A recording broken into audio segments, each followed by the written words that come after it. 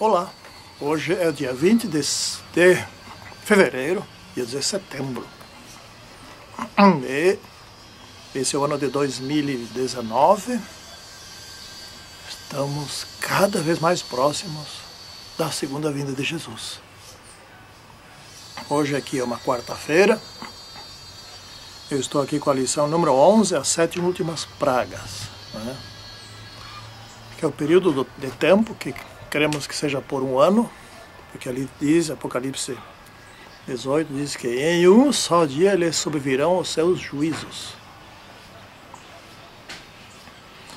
E esse é o tempo em que os 144 mil, número simbólico, passarão vivos a maior tribulação de todos os tempos, épocas em que houve perseguição contra o povo de Deus. Sofrerão muito, mas cada dia que passa estarão mais próximos da libertação. Serão libertados antes que comece a 7ª praga. A 7ª praga é a que derruba o mundo. O toque final da 7ª trombeta. Bom,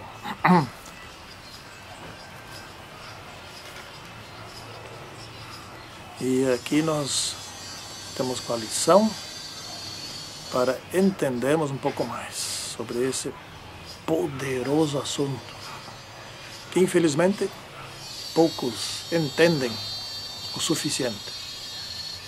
Santíssimo Deus, dê-nos poder do Espírito Santo, do alto, para que possamos compreender e poder ensinar os outros a respeito desse assunto tão importante ainda pela frente. Em nome de São Jesus Cristo. Amém. O verso aqui diz o seguinte, está Apocalipse 15, versículo 4. Né? Quem não temerá e não glorificará o teu nome, ó Senhor, pois só tu és santo. Por isso todas as nações virão e adorarão perante ti, porque os teus atos de justiça se fizeram manifestos. Bom, estamos esperando, né? Nós somos os últimos, esperando a justiça divina. Aquela turma da Idade Média que sofreu muito, e os que viveram antes disso, que estão debaixo do altar, simbolicamente debaixo do altar, clamando pela justiça, um dia essa justiça será feita. E agora aqui esse verso é pós-execução da justiça de Deus, pós a vingança de Deus pelos seus servos que sofreram demais. Pelos 144 mil que sofreram a última perseguição, a última grande tribulação, como diz a Bíblia. Todos temerão o nome de Deus, ou seja, todos respeitarão ao Deus da justiça, que fará a justiça na medida certa, definitiva, né? E as 7 últimas pragas fazem parte dessa justiça, né? Nós não sofreremos as pragas. O povo de Deus não sofrerá as pragas. Isto cairá sobre aqueles que emitiram o decreto dominical, aqueles que perseguem o povo de Deus, aqueles que perseguem os que guardam os mandamentos e têm o testemunho de Jesus. Então esse é um tempo, hoje já é um tempo da 7ª trombeta, e que as nações estão enfurecidas, porque os 4 anjos têm que segurar essas nações para que não entrem em guerra total, né? É o tempo da criminalidade, da violência, de catástrofes. É o tempo da corrupção, da roubalheira, da iniquidade. Iniquidade é desrespeito aos mandamentos de Deus. É o tempo da imoralidade. Quanta imoralidade! Como é que o mundo vai ir bem se os princípios morais não são obedecidos? É o tempo em que está legalizada a imoralidade. Bom, isso tem consequências. Consequências diretas. A economia, a sociedade, a criminalidade, em todas essas coisas pioram, a situação do mundo piora. Bom, mas vamos para as pragas, né? As nações estão enfurecidas, etc. está tudo indo de mal a pior, muito embora aparentemente esteja, aos olhos de muitos, melhorando. A ciência está avançando, e criando novos métodos de cura, etc. Mas no contexto geral, as coisas estão indo para o fim. Nós temos que pesar tudo, né? O que significa essas 7 últimas pragas? Bom, as 7 trombetas não são pragas, certo? As trombetas estão sendo tocadas antes das pragas. 7 trombetas derrubaram o Império Romano Ocidental, derrubaram o Império Romano Oriental, e a 7ª trombeta derruba o planeta todo, né? Isso nós já estudamos, já está no passado. As 7 últimas pragas são as 7 taças, que vão ocorrer após o fechamento da porta da graça, quando não se prega mais, né? Então, fechou a porta da graça, começou a praga, primeira praga. Nós sabemos quais são as pragas. A primeira praga são úlceras. Nós já estudamos também sobre isso, não vamos revisar muito. A segunda e terceira praga é a mesma coisa, né? Só que em lugares diferentes. É sangue no mar, e não todos os mares. E a terceira, sangue nos rios e fontes das águas, lagos, etc. E tal, né? Nós já sabemos também as consequências dessas pragas. Essa é a segunda e terceira. A quarta praga é o sol, muito quente. E não em todos os lugares também. Vai torrar tudo, né? A quinta praga é uma escuridão misteriosa sobre Babilônia, que eu acredito que essa escuridão não tem solução, ou seja, porque senão não adiantava ter escuridão. Você vai acender um fogo, etc. e tal, não vai resolver. Eu acredito assim. Porque se tivesse a escuridão e pudesse ligar uma luz ou acender um fogo, etc. e tal, você foi escuridão. Bom, não importa como vai ser. Isso nós vamos ver depois. O fato é que vai ser uma identificação de onde vêm as falsas doutrinas, né? Vem de Babilônia, a escuridão vem de lá. Bom, fica muito claro. Mesmo assim, na quarta praga, os grandes líderes do mundo, e o povo também, se enfurecerão contra Deus. A quinta praga. Eu estava falando da quinta praga, né? A escuridão é a quinta praga. A quarta praga é o sol quente. Daí a sexta praga é o Armagedão. Começou o Armagedão. Perseguição, decreto de morte, a guerra contra o povo de Deus, né? A angústia de Jacó. E a sétima praga, a sexta praga é para durar 15 dias, ou seja, 1 hora de reinado dos grandes líderes dos 10 chifres,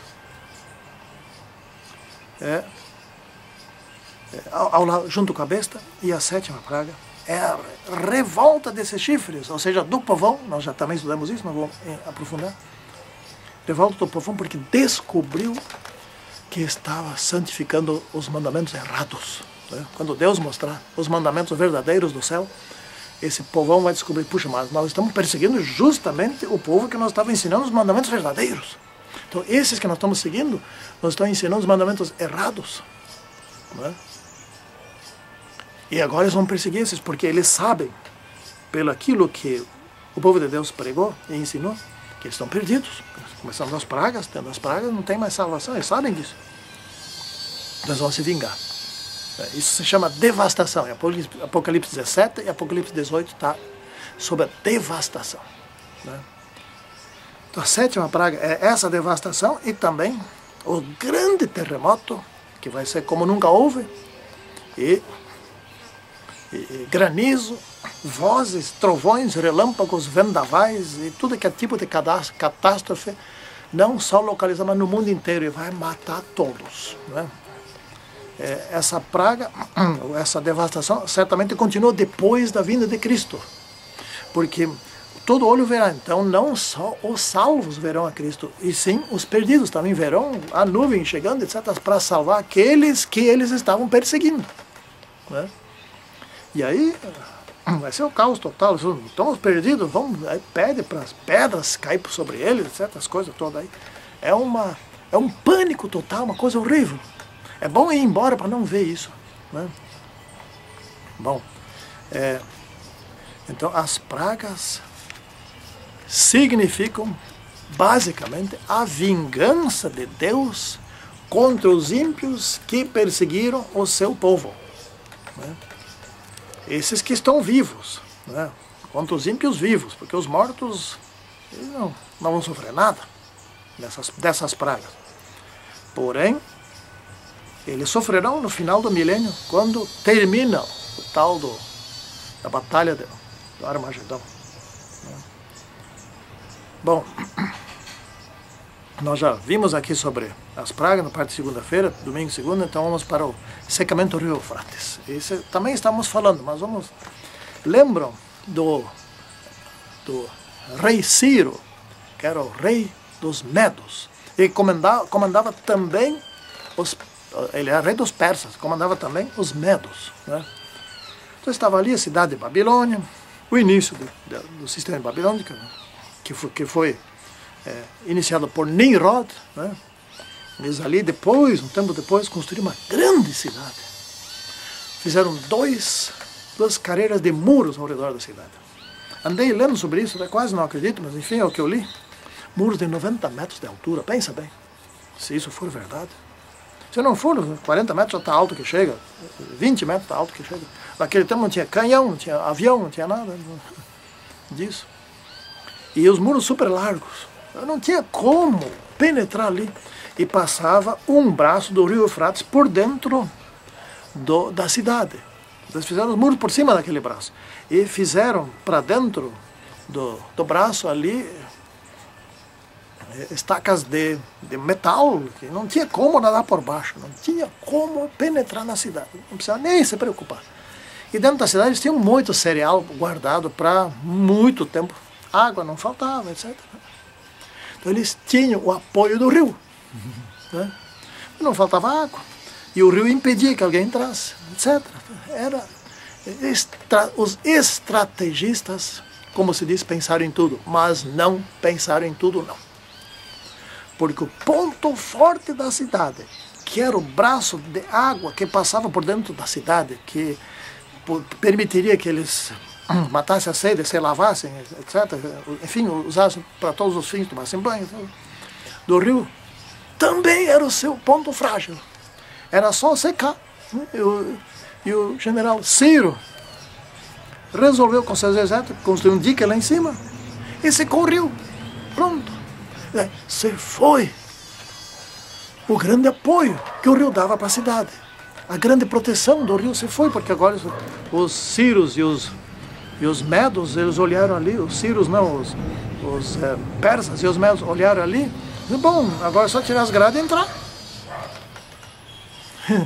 E lá dentro estavam fazendo o quê? Estavam de festa, tomando vinho dos vasos sagrados do templo de Jerusalém, né? Bom, então, Ciro secou o rio e, com esse secamento, a cidade perdeu o apoio do rio, né? Perdeu a proteção do rio. Bom, hoje o significado é o mesmo, porém isso é literal. Não vai secar de novo, nem tem cidade de Babilônia construída em cima do rio lá, etc. Não é nada disso. Tem muitos que estão aí achando que o rio Eufrates está secando por causa de efeitos climáticos, etc. Tá, pode até estar secando, mas não tem nada a ver com esse secamento agora do rio Eufrates. Hoje, águas em profecia sempre foram e são hoje povos, nações, muita gente. Então tem muita gente apoiando Babilônia.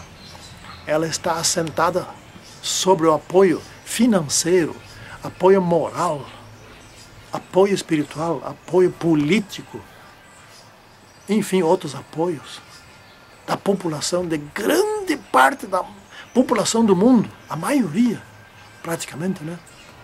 São só de cristãos 2,5 bilhões, né? Mas o apoio de outras igrejas, outras religiões, etc. e tal, que vai ter no final dos tempos, com o decreto dominical, todo mundo apoiando. Vai perder esse apoio. Vai perder quando? Na entrada da 7ª praga, quando Deus mostrar para todos os 10 mandamentos. Os 10 mandamentos a Jeová explica bem. Vai dar para ler todo o mandamento, vai dar para ler, vai mostrar ali, vai dar para ler, né? E os 4 primeiros mandamentos serão mais brilhosos do que os outros 6. E o 4º mandamento mais brilhoso que os outros 3, né? Eles vão ver claramente sobre o sábado. Deus mostrando sobre o sábado, eles não terão a menor dúvida de que quem está mostrando esses mandamentos não é ninguém a não ser Deus. Isso será tão miraculoso que ninguém terá dúvida nenhuma. Nós, muito menos, porque nós já sabemos que isso vai acontecer, mas eles que não sabem, vão ter certeza. Né? E provavelmente nós também teremos pregado sobre esse grande sinal. Aí eles vão chegar à conclusão, mas nós estamos perseguindo o povo errado. Nós estamos perseguindo aqueles que nos ensinaram esses mandamentos que Deus agora está mostrando. E nós fomos enganados pela turma dos líderes da santificação do domingo. E eles sabem também outra coisa, que estão perdidos para sempre. Perderam a vida eterna para sempre. Né? Isso eles já sabem, terá sido pregado. Agora eles se revoltam. Então agora vem a devastação. Tanto pela sétima praga, quanto pela perseguição que eles foram ensinados a perseguir o povo de Deus. Agora eles usam esse conhecimento para perseguir os falsos líderes religiosos. Quem não vai perseguir os falsos líderes religiosos? Os líderes desse mundo, os grandes líderes, os reis, hoje seriam os presidentes, os chanceleres, os primeiros ministros, enfim, os líderes políticos e os grandes mercadores, ou seja, os grandes capitalistas do mundo. Esses vão chorar e lamentar pela queda de Babilônia, porque por meio da Babilônia, por meio do espiritismo, por meio dos poderes místicos, eles se enriqueceram, especialmente de forma corrupta, explorando o povo, explorando a força de trabalho, etc. E agora se foi tudo. Eles vão ver, bom, agora se foi tudo, acabou, e vão chorar, porque acabou. Eles não vão chorar porque se perderam. Talvez também isso doa um bocado, mas eles vão chorar porque não tem mais ganhos. Acabou a mamata de ganhar dinheiro, né? Então, qual será o último grande engano de Satanás? Ele fará de conta que Cristo veio, né? E os seus anjos farão de conta que são os apóstolos. E ele aparecerá aqui, aparecerá lá, etc. Tal. Não vai enganar nenhum adventista do sétimo dia dos que se mantiverem como trigo, nem daqueles que se converterem na última hora. Não, não vai enganar. Porque nós sabemos como Cristo virá. Virá por uma nuvem, sabemos bem, né? Com anjos, etc. E esse vai aparecer sozinho, alguns anjos ao redor dele, ali os apóstolos, etc. E vão ensinar a respeito da santificação do domingo. Isso não nos engana. Não nos engana, né? Esse será o último grande engano de Satanás. Ele tem outros grandes enganos também, né? Fará muitos milagres, etc. E tal, né? Vai curar doentes, né? Possivelmente, talvez até ressuscitar mortos, no sentido assim de que aquele morto nem era o que ressuscitou, mas assim algum anjo dele que simulou ele aparecendo. Isso vai ser muito poderoso, né? Então, aqui diz assim, a última tentativa de Satanás de enganar envolverá espíritos demoníacos e mentirosos. Então, eles vão participar, né? Ele, assim, convencerá os grandes líderes, convencerá o mundo inteiro. É Cristo, mas é Cristo, está na cara que é Cristo. Todo mundo vai pensar, menos alguns, né? Só os escolhidos que não serão enganados por isso, né? Se possível, ele tentará enganar até os escolhidos, mas não serão, são selados. Estão selados, não se enganarão, né? Eles estudaram o assunto, sabem sobre o que é, e o Espírito Santo lhes fará lembrar aquilo que estudaram, né? Então, vem a reunião para a Batalha do Armagedão. A Batalha do Armagedão começa na sexta praga e deve ter sido planejada antes disso, logicamente, né? E Satanás reunirá o mundo inteiro contra o povo de Deus. Para dizer, olha, essa coisa essas catástrofes, tudo, essas pragas, tudo estão acontecendo, por quê? Por quê? Por que vocês acham? Eu, Jesus Cristo, sei por quê. Ele vai dizer assim, mal, parecido com isso. É porque tem um grupinho que guarda o sábado. Não é mais o sábado foi até que eu ressuscitei, agora não é mais. Como é que essa turma ainda continua guardando o sábado? Não é? Especialmente quando Israel, a nação de Israel, passar a guardar o domingo também. Então, com que moral uma igreja que surgiu um pouco mais de 150 anos atrás continua teimando em guardar o sábado? Não é? E, além disso, esse Satanás vai fazer milagres, muitos e muitos milagres por toda a face do planeta. Ele e seus anjos, né, aparecerão ali e convencerão o mundo inteiro contra o povo de Deus, né? E os grandes líderes, os presidentes, os políticos, etc., que querem, que vivem de dinheiro, que vivem de fazer negócios, de embolsar dinheiro corrupto, etc. e tal, que acabou com isso aí tudo, né? Quebrou tudo. Eles pensam, bom, mas se nós eliminarmos esse grupinho, que são poucos, que não são muitos, são poucos, Deus reverte toda a situação e nós voltamos a enriquecer, a ganhar dinheiro de novo. É isso que tem que fazer. Então está na cara, é isso mesmo. Esse é o último grande engano, né? Satanás se fazendo passar por Jesus Cristo, enganando. Mas esses seres humanos que participaram desse engano terão de suportar a ira do povo quando descobrir que eles estavam do lado errado. Como nós já estudamos, né? Serão devastados. Serão. Isso não vai ser fácil. Bom, gente, nós temos que permanecer ao lado de Jesus. Estudando essas lições aqui maravilhosas. Permanecer ao lado de Jesus com conhecimento. E alertar outros. Porque a nós cabe pregar as últimas 3 mensagens angélicas e a mensagem do Apocalipse 18:4. Sai dela, povo meu. É um cheque-mate, ou seja, uma última advertência. E aí, termina tudo. E nós vamos embora para o céu. Próxima semana eu vou estudar sobre a Nova Jerusalém. Eu já me imagino lá dentro. Você também. Santíssimo e poderoso Deus, por favor, nós te pedimos que nos abençoes para que vivamos segundo a vontade do nosso Senhor Jesus Cristo. É em nome dele que pedimos. Amém.